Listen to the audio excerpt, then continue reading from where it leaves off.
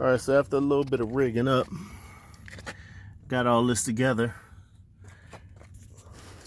Look like a lot of the Fleetwoods, all the colors match on the wiring for the seats. A lot of them brackets are wrong, but just take them all apart. Put them all together. And you're good. So these are seat tracks from a 90s. I think it's a 91 I got it out of. But it works. So just go color for color. Hook it up.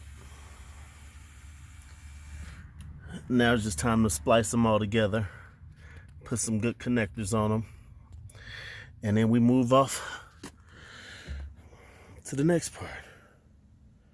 Detox on the way, homies.